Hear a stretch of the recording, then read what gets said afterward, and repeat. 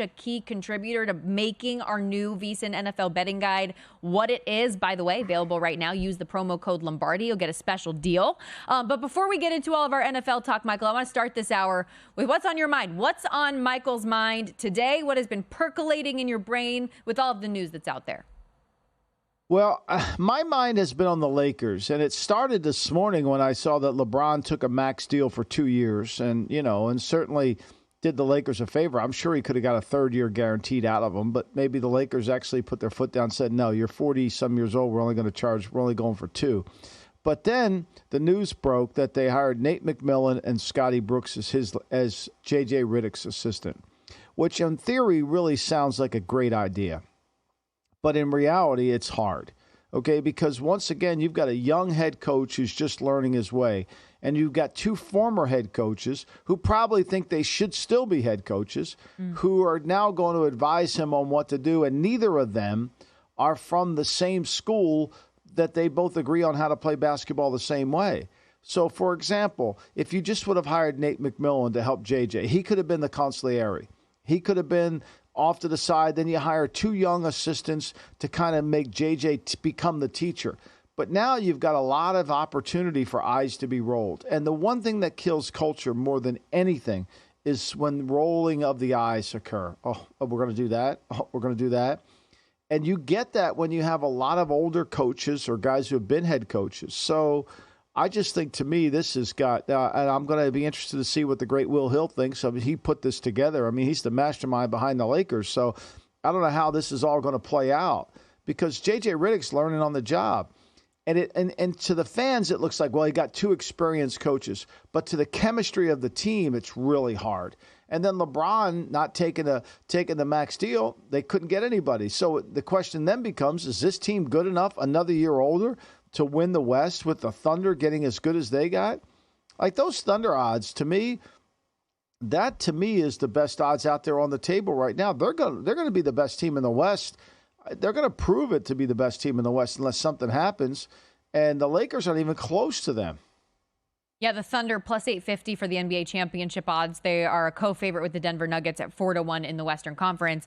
The Lakers, meanwhile, a little farther down the list at 14-1 in the West. But to your point about the experience factor, I think, yes, from the outside looking in, that's the first thing that you think of is that's very good that you're going to have all of this experience in there helping J.J. Redick ease into and transition into this new role since he's never been a head coach before.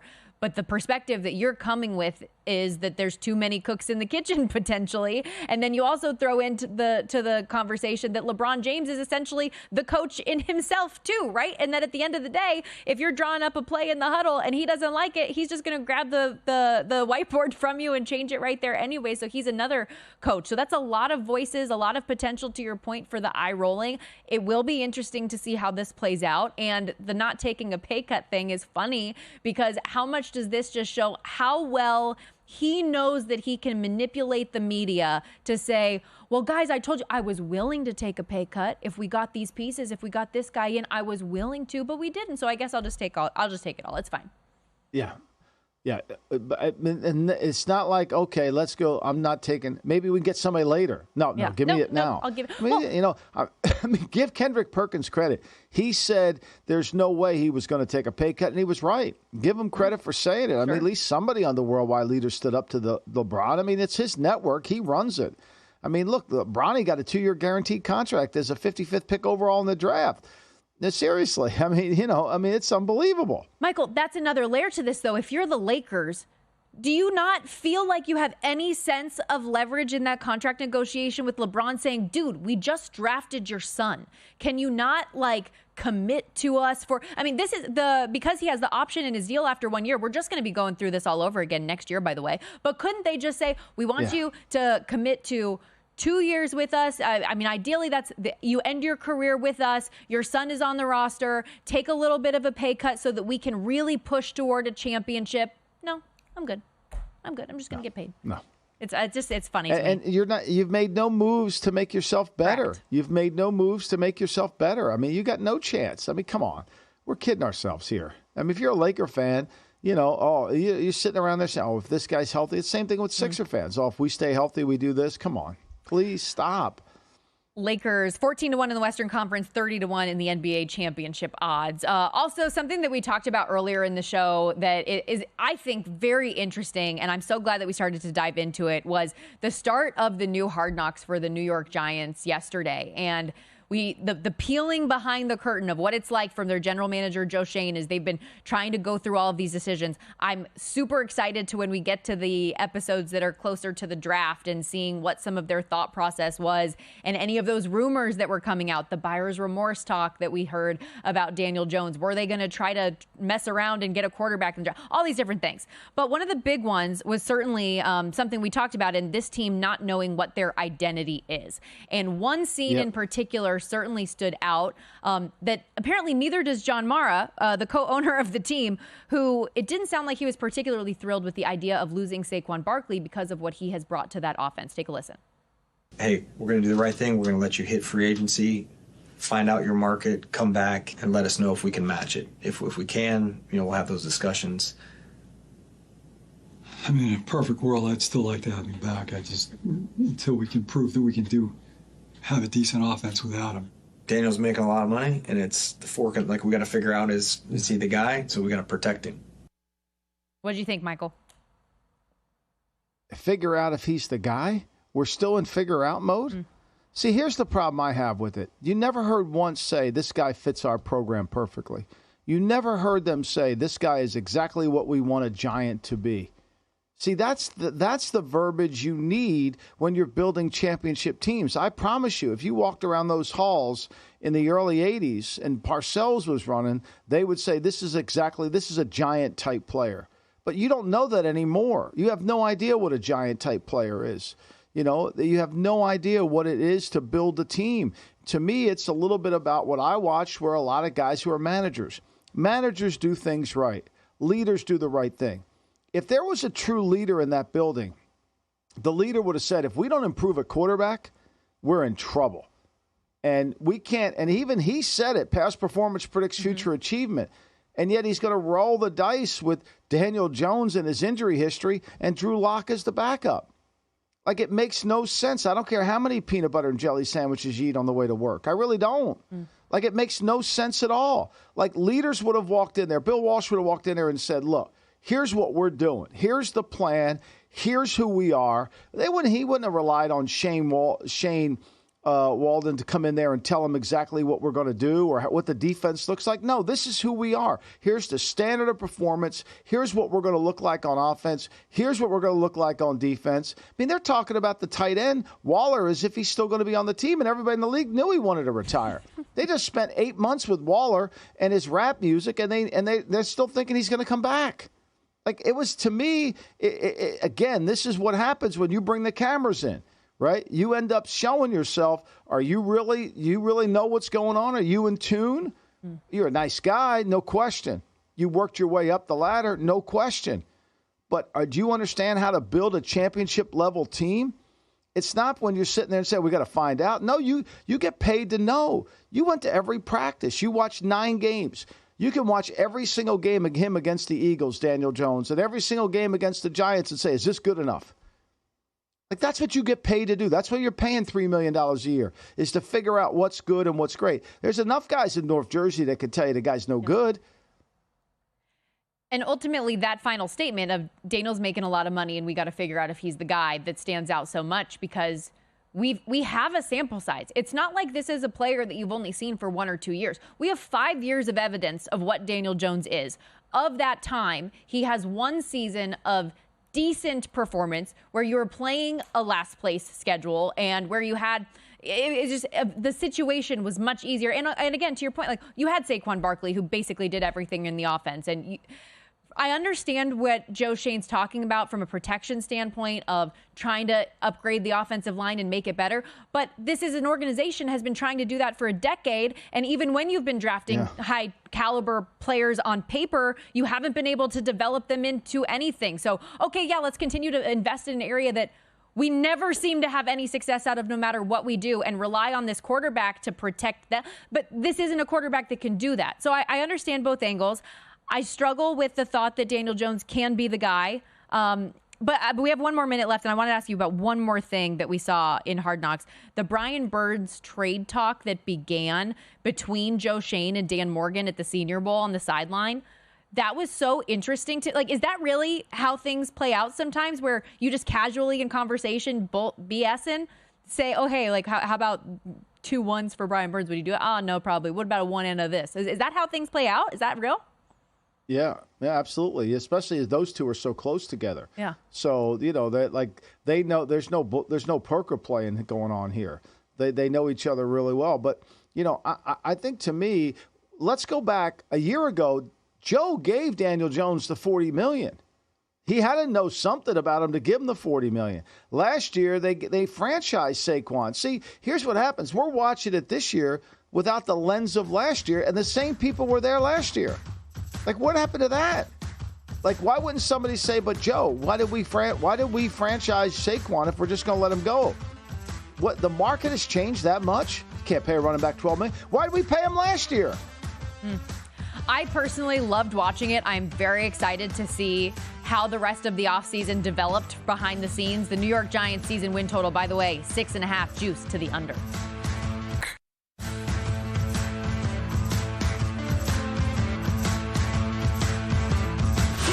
This is the Lombardi Line with former NFL executive Michael Lombardi. Now here is your host, Stormy Buonantony, on VSiN, the Sports Betting Network. The wait is over, ladies and gentlemen. Our all-new VSiN NFL betting guide is out now. Never a better time than right now to become a VSiN Pro subscriber. Our all-new guide is your secret weapon for the upcoming season, with in-depth profiles of each and every team, advanced stats, proven betting systems, betting trends, and a whole lot more. Plus, of course, our experts are sharing their top bets on season win totals, futures, and props, giving you all the insight you need ahead of the season. To get the guide, though, you need to be a VSiN Pro subscriber. And for a limited time, we are offering our annual subscription at a great price, usually $240 for the year. You can subscribe now for just $199. And when you use our promo code Lombardi, we're also throwing in an extra month for free. That's 13 months of VSiN Pro access to everything we do. So in addition to the guide, you're getting the daily best bets, 24/7 video, premium analysis, exclusive betting splits, and more. Don't miss out. Get our all-new NFL betting guide today. VSiN.com/subscribe is how you can come join us, and use that promo code Lombardi for 13 months of VSiN Pro access. Welcome back to the Lombardi Line, alongside Michael Lombardi, Stormy Buonantony with you. And speaking of the NFL betting guide, who better to have on the desk with us than VSiN managing editor Adam Burke, who joins us live in studio here at Circa. Michael, and we've been breaking down so many different elements of this guide. This is the guy that somehow wrangled everybody to put the whole thing together. How you doing? I'm good. Good to be here. I know the last person I waited on was you to send in your picks. Whoa. I did a good job of wrangling until I got to you. Oh, no. I'm kidding. You weren't the last one. You were second to last. I did wait till the deadline, Michael, I will say. But we got it in there. I did what I was told to do. I met deadlines, and that's what we're all the about. The college here in football this deadline is tomorrow, just so you know. Stop. That's not funny. That's not funny. Okay, let's get into some of the bets, though, because you obviously, in addition to managing everyone else, you have a couple that you wrote up in the article as well, talking about some awards markets. Was there one bet in particular that excited you most? Yeah, I think there's one that excites me just for a variety of different reasons. I think it's really interesting to talk about, for one thing, but also I think it's a pretty good bet to make, which is Keon Coleman to win Offensive Rookie of the Year. You know, when you look at the Buffalo Bills, obviously they have Josh Allen. They have their quarterback very much in place, a veteran guy who's got really good numbers and a good track record. But who is he going to throw the football to this season? No Stephon Diggs, no Gabe Davis. Those two guys combined for 30 of the 66 red zone targets for the Bills last year. So somebody's going to have to get those. And I think Keon Coleman could be the guy to get them. And it's crazy to think, Stormy, you had 6 quarterbacks in the first round, 7 wide receivers in the first round. You would think that it's hard to avoid, the landmine of one of those 13 guys. But I think Coleman's going to have the opportunity. I think he has the quarterback. I think he has a Bills team that's going to have to keep throwing, going to have to try to keep putting points up on the board as they're kind of in a bit of a transitional phase defensively. So the other thing, when you talk about these awards markets, right, you have to handicap the voters. Keon Coleman is an engaging personality, had some viral sound bites around the draft. People like him. I think that will continue. So if his numbers are similar to somebody else at the wide receiver position, I think Coleman's got a good chance of kind of being a head up because maybe the voters will decide to prioritize him. And then you add the fact that Buffalo can win. And if they're winning, that always helps the voters too. And if he's making critical plays on national TV, That helps the voters too. So I buy into that as well. So the MVP race is always fascinating to me. But you know, and I've heard some people talk about Goff as the NFL MVP even after coming off that contract. But you think that's a really good bet at 40-1. I think it's a great bet at the NFL MVP at 40-1. Yeah, look, I mean, I think that, when you look at the pricing of the MVP market, I mean, Goff is a guy who, in a lot of ways, played like a top 5 quarterback in the NFL last year. And I know that there are some people out there saying, okay, well, Goff had a really good season. The Lions had a great season, obviously hosted a playoff game. They kind of set some standards that the team and the organization haven't had in a long period of time. And Goff didn't really get a lot of respect for it. That he didn't get any MVP votes. But I think now if he's able to put this thing together for a second straight year, people won't think of it as just an outlier. They'll think of it as, you know what? Maybe this is what Jared Goff is now. And he gets to run it back for a third year with the OC, Ben Johnson. I think that's a good thing. His on-target percentage was over 80% last year in year 2 of this offense. He's got more of Jahmyr Gibbs. He's going to have more of Jameson Williams. He's got a lot of weapons here. Well, on a Detroit team that I think has to keep throwing the football. The other thing is 14 of 17 games in domes for Jared Goff this season. Only one game that looks like it's definitely going to have bad weather, December 22nd in Chicago. Who knows what that could be like. Yeah. But his other road games outside, Green Bay in early November, and then San Francisco and Santa Clara in late December. So the schedule also sets up really well for Goff to not have any of those really bad games that could take him out of the running. Yeah, the numbers speak for themselves with him indoors, right? And just 3 true outdoor games. That's crazy to think about. Plus, to your point, though, the weapons that he has at his disposal, really good offensive line. Ben Johnson sticks around, one of the most coveted coordinators in the league right now. And we expect this Lions team to be good, so it makes sense for him to continue to have success and put up numbers in that offense. Okay, so we talked offensive rookie of the year. You also had a longer shot in the defensive rookie of the year market. Who stood out? Yeah, so, the defensive rookie of the year market is pretty challenging. And, along with giving some of my opinions here in these best bet articles for the awards markets, I also gave some background of the types of players that win these things, right? Especially in terms of rookie of the year, where, visibility is such a big deal. If you're drafted high, people know who you are, right? They remember the names. So sometimes they'll just kind of default to voting for somebody like that. And when you think about the defensive rookie of the year market, 9 of the last 10 winners have been top 20 picks. But this year, with the way that the draft shook out, there's only 4 players that fit that mold, fit that definition. So I think you can kind of look around a little bit for some longer shots here in this defensive rookie of the year market. And one of them that I like, actually, is Darius Robinson at 35-1. So when Jonathan Gannon was the defensive coordinator of the Eagles, 2 years ago, they had 70 sacks, right? He knew how to get a lot out of guys like Javon Hargrave, Hassan Reddick, Josh Sweat. I think a guy like Robinson, who's a pretty good pass rusher, I think it's a guy that could go out there and put up some numbers, because like I said, a lot of times it's not necessarily about performance. It's just kind of about people being aware of you. And if Robinson's in this Cardinals defense with a brilliant defensive mastermind in Gannon, I think he has the opportunity to get some sacks. The Cardinals invested very heavily in the defensive line this offseason. So Robinson might be a little bit of a part of a rotation, but still keeping guys fresh allows them to get after the passer more. So I think Darius Robinson at 35-1 is a really, really interesting player here where we don't have a big name like Will Anderson who won it last year. Yeah, I mean, look, the only thing that would concern me, Adam, about that is can they play from in front? Is he going to get the opportunity to rush, right? I think that's always critical when you're trying to get predictive going in that area with a rusher and a defensive lineman. But I like your other one. I like your Goff long shot selection. And I think the Sirianni one, Nick Sirianni, Coach of the Year at 40-1. I like that as well because what I like about it, and I'd love to hear your explanation, is that, he almost got replaced. And so, now he's got to overcome that. He was almost fired, but he saved his job. And if he has the season that we think they could have, that certainly does put him in position to win this award. Yeah, I mean, look, if he's able to orchestrate a really big turnaround here, which is kind of what I'm hoping for, where, again, they were 10-1, right? I mean, they were up there in terms of the favorites to win the Super Bowl and all that, and they completely collapsed. Well, if he's able to turn things around here, I think he gets some credit for that. Now, I will say this. When you look at the Coach of the Year market, it is typically a first, second-year guy, something like that, who orchestrates a really big turnaround. That would not be Nick Sirianni. And it is hard to win this award when you're on a team that's already good anyway.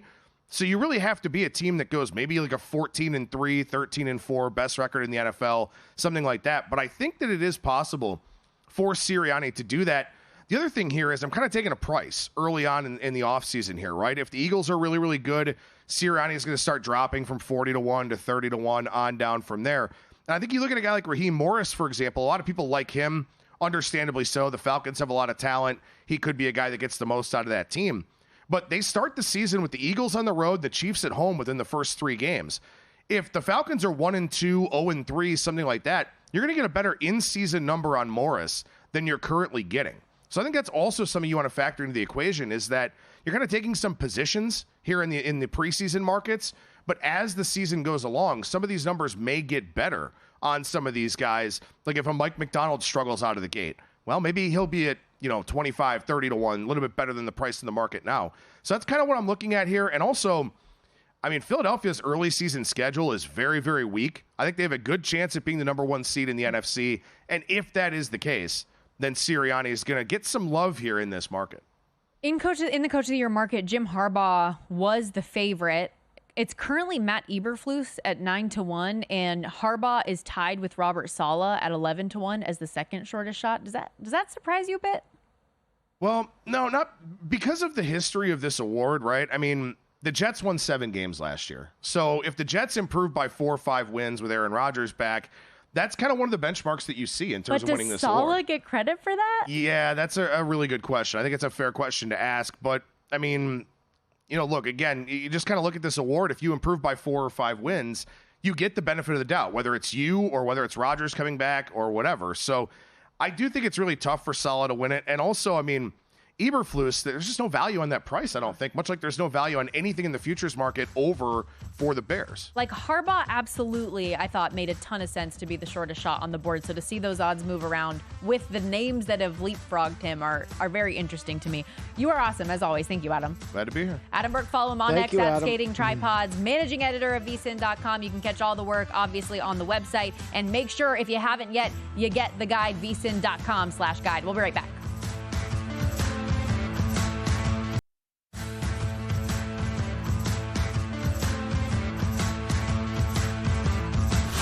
This is the Lombardi Line with former NFL executive Michael Lombardi. Now here is your host, Stormy Bonatoni, on VSiN, the Sports Betting Network. If you haven't already, make sure you check out the new and improved VSiN.com. We've got all of our VSiN show hosts and guests with their best bets each and every day. Betting splits, we know you want to see where the money is going. Exclusive articles, odds by state, betting tools, betting guides, and so much more. Speaking of guides, no better time than now to head to VSiN.com/guide. Become a VSiN Pro subscriber. You get our all-new NFL betting guide, 84 pages of all the need-to-know information to get you caught up for this NFL season. VSiN.com. Head over today. Alongside Michael Lombardi, Stormy Bonatoni with you as we welcome you back into this Wednesday edition of the Lombardi Line presented by DraftKings. And because, this is the time of year, Michael, where there's only so much you can really dive into storyline-wise. We're still waiting for NFL training camps to get underway in a couple of weeks. But contracts are always top of mind, and it's always a discussion. And with that, especially for me as a 49ers fan, I think a couple of examples, like Deebo Samuel, for example, when he was going through his contract negotiation, he said that impacted his performance on the field. So there are a few players I want to go through with you and see if, as they're going through their contract negotiations, if they're a player that you're willing to buy in or not when it comes to 2024. So today's edition of Gridiron Goldilocks is guys looking for deals, and we might as well start at the Star in Dallas with Dak Prescott. His over-under for passing yards set at 4,150.5 yards. Passing touchdowns, 30.5. He's a 17-1 shot to win MVP. And this is a Dallas Cowboys team with high expectations. As always, a win total set at 10.5 and a plus 150 shot, second shortest shot in the division. When you look at all of these numbers surrounding Dak Prescott, would you say that they're too high, too low, or about just right in terms of your expectations for this quarterback? Well, he's coming off the best year he's had in his career with Mike McCarthy as the play caller. I know that's shocking without Kellen Moore there, but that's what it was. To me, what I worry about is their offensive line, right? I worry about the CeeDee Lamb holdout. I'm not worried about Dak's contract as much, But I am worried about everybody's focus and concentration, whether it's Parsons, whether it's Lamb. You wonder why the Cowboys, just haven't really done something, because he takes up so much of their cap space. They could easily have extended him and lowered the cap number, but obviously they know something I don't know. They're pretty smart there. So I think these numbers are right. I think they're just right on. I don't think I would bet any of them, though. I don't think there's an advantage to the bettor, whether it's pizza money, whether it's substantial money here, because, he's done it before, but I don't get the sense they're the same team as they were last year. And to your point, like even the season win total at 10.5, I know you're getting plus money on the over, but they are playing a first place schedule coming off of last year, winning the division. The MVP odds I don't really have interest in, even though obviously he was right there this past season behind Lamar Jackson to earn the award. I think if you do feel like he's going to be healthy, it would be natural to lean over on his passing yards and passing touchdowns. The last 3 seasons that he has actually played 16 plus games, he's gone over those numbers significantly, especially the passing yards prop sitting there. But there's just a lot of outlying factors, and especially like we talk about from the contract standpoint and your head coach on a lame duck year, it seems a little bit more interesting to just stay away from this team than to bet on them. But with that in mind, his star wide receiver is going under a contract situation as well. CeeDee Lamb trying to figure out if he can get a deal done. Do you feel the same way about his numbers? Yeah. I mean, this is hard. I mean, you often talk about Deebo Samuel missing all that time and having the contract bother him in his last year. I think this is going to be this could affect him. He's already said he's not coming to camp. He has a contract. He's going to get fined, and now I think because it's the rookie contract, he doesn't have to pay the fines. It's like Bosa. They could forgive the fines if he does that. So maybe the Cowboys will, but it should not be a hard contract to do. Right? If they wanted to do it. Like the Cowboys could do this deal with Lamb. I mean, they could look at the Jefferson deal and kind of plot that accordingly, spread it differently, handle it, how they treat the initial money that's still on the board and what they do with it, lowers cap number. There's a lot of ways to go here, but it doesn't seem like the Cowboys have any sense of urgency to spend cash. You have to call it like you see it. And so I don't know if I would touch any of these. If I leaned anywhere, I'd lean under. He did have a career year last season, of course, had the second most receiving yards in the league with 1,749. This prop where we're sitting at for his receiving yards at 1,350.5. He's gone over each of the last 2 years, under the 2 years prior. That receiving touchdowns number at 9.5, he's only exceeded that once. So I would certainly lean under there. And I think that's why the juice is at minus 120. Offensive player of the year, he's a 9-1 shot. Okay, we talked about one 49ers receiver. How about the one that's the big question mark this season in Brandon Ayuk, who is trying to figure out if he can get a deal done, although it does not appear that will be the case with San Francisco. His receiving yards prop set at 950.5. The touchdowns at 5.5. And obviously this is a 49ers team that should he be on the roster like we all hope and expect, has a ton of high expectations. They're the second shortest shot to win a Super Bowl. They're a massive near $2 favorite to win the division, and their win total is set at 11.5. Too high, too low, just right for Brandon Ayuk in San Francisco. Well, I think it's too low. I think he said he's coming to camp, right? He said he's going to play it. The receiving touchdown one to me at 5.5 seems to jump out. I think that's too low. I think he is going to become more and more involved into the offense, and we'll see less of, I'm not saying less of Deebo, but I think the ball working on the outside will become more and more involved, and I think it's really going to help him. I think because he's coming to camp, I think he's going to be there and be as an effective player for him this year. I was surprised as well. That touchdown number is the one that stood out at 5.5. He had 8 touchdowns in 2022, 7 this past season in what was a career year for him overall. So clearly he is very trusted and he is that deep field threat. Tua Tagovailoa, another guy we've talked a lot about. Someone who lost a significant amount of weight this past season, which does give me, at least personally as a bettor, a little bit of concern for his health and if he'll be able to stand tall, considering he's only had one complete healthy season in the league, and it was last year when he did bulk up. His passing yards prop set at 4,100.5, passing touchdowns 25.5. He's a 25-1 shot for MVP this coming season. As you look at those numbers, too high, too low, or just right? This one's the hard one. I think this is tied to Tyreek Hill, too, because if Tyreek Hill's not here, these numbers are too high. And if Tyreek Hill is not happy or not I mean, these numbers are too high. Is there any world where Tyreek wouldn't be back? Is that real to you? Well, I mean, I think you got to count on what's going to happen with the contract, right? And what's going to happen with his contract, Tua. I think they got to handle those two things. The other thing is, too, is I think people understand how they have to play him. They understand what they have to do to take him out. I think, to me, a lot of this is Hill going to be the same guy? I think it's a tad too high. I really do. Interesting. Of course, Tua Tagovailoa led the league in passing yards this past season, but to your point, his success is very much so tied to that of Tyreek Hill, who is also looking for a new contract as we put his numbers up here. The receiving yards total, while this past year, obviously over 1,700, the prop set at just 1,375.5. His receiving touchdowns number at 9.5. He's a 7-1 favorite to win Offensive Player of the Year here. In terms of his numbers, now this is a good chunk lower than what we saw last year. Do you think he stays healthy? Do you think that he and Tua have the same success? So I guess it's the same question that we had about Tagovailoa there. What do you think about his numbers? Well, I think his numbers, if he's healthy and they do the contract, then I think you always – you worry about him. He would have made the 2,000 yards last year, and I don't think he's lost anything, Stormy. So I would say they're too low, but he's got to stay healthy, right? And Tua's got to stay healthy. Here, for him, it's even Tua has to stay healthy, and we're not sure about that, right? We didn't mention Tua's health in the last one. He's played 1 year out of the 4 healthy, and now he's trimmed down his body, and he looks completely different. So to me, Hill's not going over if the quarterback's hurt. I could tell you, Mike White comes in, it's going to be a different game. 100%. Their success is very much so tied together, but I will credit Tyreek Hill that even when he was injured last season, he still played 15, 16 games, right? So, he's still playing games, and he'll be important. But, yeah, the numbers will be significantly different.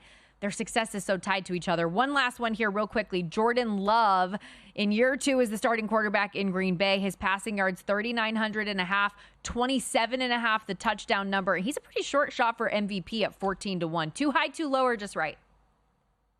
I think it's probably a little too low. I think if he's gonna be the player we think he is, or everybody seems to think, or what Josh Jacobs thinks, then I think it's too low. Look, these numbers – Daniel Jones has never even got to these numbers. Think about that, and he's made $100 million. Think about it. This is how ridiculous it is. Think about this. Daniel Jones hasn't even gotten to these numbers. I want to go through his game log, right? I don't know if I don't think that I have enough time. See, he's got multiple 3 touchdown games, which is something that Daniel Jones also hasn't done since 2019. Might as well just throw that out there as well. Just fun Continue food for to live thought the there. lie. I can't handle it. But honestly, Michael, that's why I'm so intrigued by Hard Knocks. I loved episode 1. I can't wait to follow the rest of the offseason through the combine and the draft and everything. It's it's going to be glorious. Cannot wait. Okay, we're wrapping things up with a special edition of Why Not Wednesday, like we always do. Can we get Michael to turn that head and say, why not? I think that's worth a bet. We'll be right back.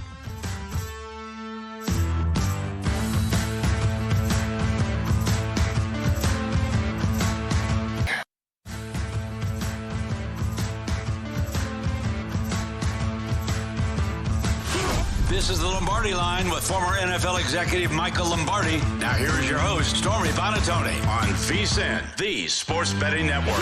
Make this NFL season your best ever with our all-new VSiN NFL Betting Guide. This thing is jam-packed with everything you need to bet the NFL smarter, including in-depth previews of all 32 teams with win total projections for each one, new quarterback and new head coach breakdowns, Super Bowl predictions, a prop betting guide, plus, of course, futures bets from our VSiN experts and analysts, including awards markets like MVP, Rookie of the Year, and Coach of the Year. Whether you're a seasoned bettor or you're just getting started, our NFL Betting Guide is your ticket to smarter, more informed bets. Head to vsin.com/guide to get your copy now of our all-new NFL Betting Guide. That's vsin.com/guide. We're wrapping things up here on the Lombardi Line alongside Michael Lombardi, Stormy Bonatoni with you. Time for our pro tip of the day, and we do these each and every day here at VSiN, searchable on vsin.com by sport and by show. And something that we talked about a little earlier in the program, Michael, was college football, specifically the Utah Utes. They're a team that I am particularly high on this season. but entering a new conference where the schedule difficulty is significantly different. So our pro tip here, there could be an opportunity as you're looking at some of these futures in college football on teams that are changing conferences, especially if their style of play may surprise opponents. And you said earlier too, Michael, this is a Utah team under Kyle Whittingham that is known for their physicality, a style that some teams in the Big 12 aren't going to be used to.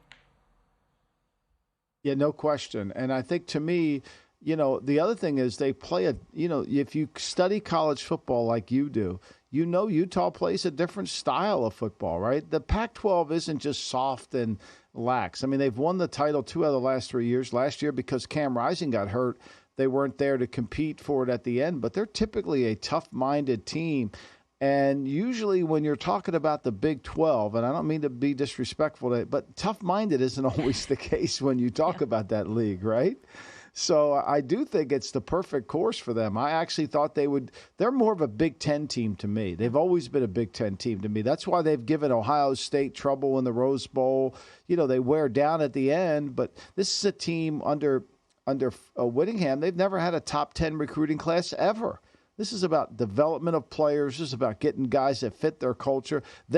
Unlike the New York Football Giants, the University of Utah knows what they want. They know, there's a Utah-type player out there that they know at every position. That's such a good way to bring back our conversation that's been a theme of this entire show with the New York Giants, because 100%, this is a Utah franchise organization, whatever you want to call them, program that knows exactly what they want. They recruit to it and they develop, and it's so culture-based. But I'm a big fan of the Utes this year. I'm buying what they are selling. Anything that has a plus sign in front of it, you're going to find in my account for sure. Okay, last couple of minutes here. Let's close out the show on a Wednesday like we always do with a little Why Not Wednesday.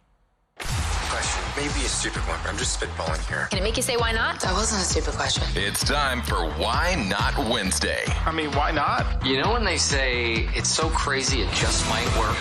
So we talked a lot about the decision from the New York Giants to move on from Saquon Barkley. Well, he has a new home with the Philadelphia Eagles. Could you say why not, Michael? To Barkley, having the most rushing yards in the National Football League this season. It's a plus 650 price. Bet 100, win 650. You can easily get me to say why not. Now, let me give you some reasons to say, to say no to this is because you're trusting that the offense will run the football. You'll trust that Kellen Moore will call runs. If you do that, if you believe that, then I think he can lead the league in rushing, because where everything that happens, I think the Eagles want Jalen Hurts to be successful.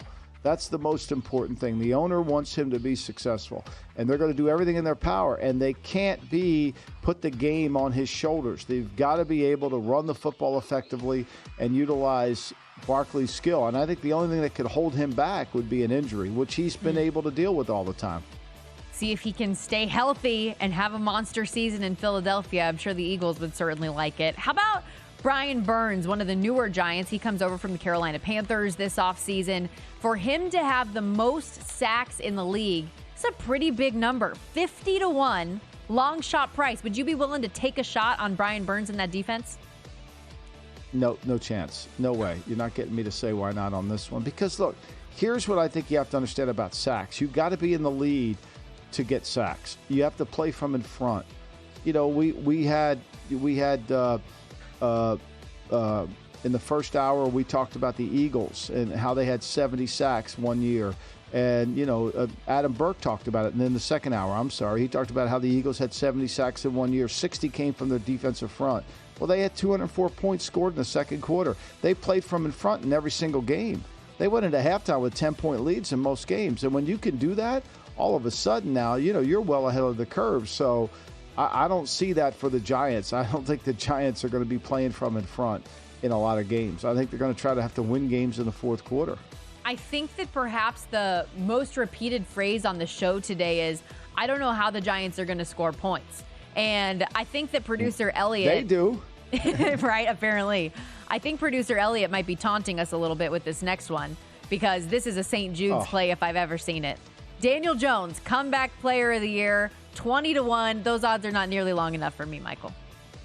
It's a really comical. Yeah, there's no way. 20-1. I mean, look, Jared Goff is 40-1 to win the MVP. And Daniel Jones, a comeback player, 20. Look, if the Lions have the number 1 seed and they're having their offense as good as we think they can be, then Jared Goff is going to be in the MVP conversation. Let's be honest. I mean, he's going to be there. And if they get the 1 seed and have the best record in the NFL, NFC, there's a good chance that has a better chance of hitting at 40-1 than Danny Boy coming back at 20-1 on comeback player of the year. I feel like that 40-1 is just a misprice, considering the level of success we anticipate the Lions to have. This is a misprice in a bad way. Like, Daniel, this should not be this low, in my opinion. I understand that he only played a handful of games last year, and if he were to have a wonderful season, it's not going to happen. We're going to stay in the division, though, for this next one. The NFC East to have the most wins combined in the NFL this season is plus 950. We expect that, the Dallas Cowboys are regular season warriors, how they've tended to win games the last 3 years. The Eagles, we expect to be good, win the division this year. So can the Giants and Commanders put enough up there for this to hit plus 950 again? Could you say why not for the NFC East to have the most combined wins?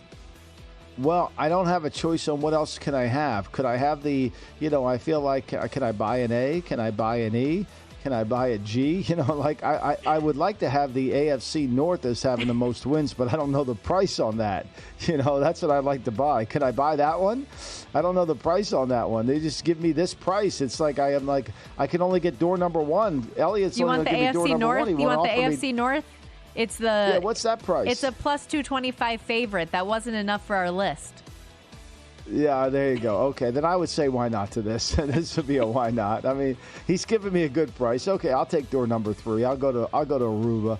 Then why not? Here, I'll Michael, take that deal. I'll hit you with the odds here for this market. AFC North plus 225, NFC North plus 330, AFC East 5-1, NFC West plus 550. AFC West 9-1, NFC East, as we just referenced, plus 950, so among the longer shots. And then the AFC and NFC South are 14 and 16-1. Any of those divisions call to you? We can't go with the favorite. If we're doing a Why Not Wednesday, we can't go with the favorite. I would go with the AFC. I would go with the AFC South here. I would play that before I'd play the NFC East because I think all those teams are going to, because we're throwing darts, and I think all of them are, when you're in a dart contest, I don't think the Giants or the Washington Commanders are going to be any good. So, I don't think they're going to add to the pot. Plus, I'm worried about Dallas. I would take the AFC South. If he would have given me that option in door number 3, wow, I'd have been all over that. I'd have sold that one. Michael Lombardi says, take your plus 950. I want a 14-1 on the AFC South. There we go. Why not? Another 14 to 1. I mean, say they're all not. I'm counting on them all being 9 and 8. And you had 3. That's 27 wins right there. Elliot, that was such a good why not from Michael there. Why not? We got to add that one to the open. That was money. Why not? Last one here quickly. While we're on a 14-1 price, Jordan Love MVP 14-1. Can we get on board? Can we get one more? Why not? No, I couldn't go there on him. I think if Jordan Love wins, there's a reason why they signed Josh Jacobs. There's a reason why they wanted more power. I think Jordan Love's going to help them win. I like Jordan Love, but I can't. Now, I cannot believe you didn't ask me why not on Bronny James. I can't believe 10-1 for Bronny James to score 20 points in any. I mean, that's ridiculous. That number should be 100-1 on Bronny James to score 20 points. Are you kidding me? He only needs 20 points. I got to go on vacation. I have to go. I'm taking tomorrow off just because of that. I'm going to celebrate the 4th of July just because of that. How can that be 10-1? He's not scoring 20. He's not going to be playing. Did you watch any of his press conference, by the way? Hilarious. No, I feel bad for the kid. I do. Oh, yeah, I'm sure, Michael. That's a wrap for today. We will miss you. Enjoy the 4th. We'll see everybody tomorrow. Good luck with the hot dogs tomorrow, Stormy. I'm going to need it.